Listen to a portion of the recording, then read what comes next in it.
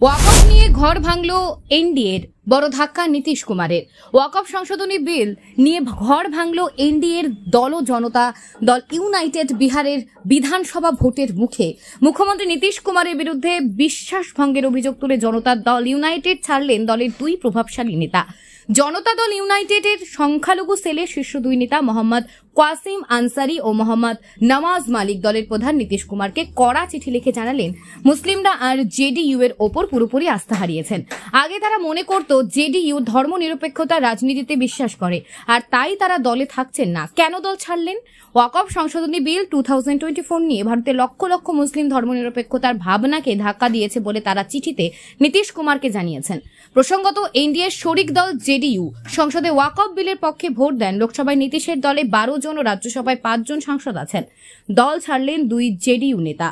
সংসদে পাশ ওয়াকফ সংশোধনী বিল। ওয়াকফ সংশোধনী বিল নিয়ে দেশের রাজনীতিতে তোলপাড় পড়ে গিয়েছে। গতকাল বৃহস্পতিবার রাতে রাজ্যসভায় 128 থেকে 95 ভোট পাশ হয়ে যায় ওয়াকফ সংশোধনী বিলে। তার আগে লোকসভায় 288 থেকে 232 ভোটে পাশ হয়েছিল বিলটি।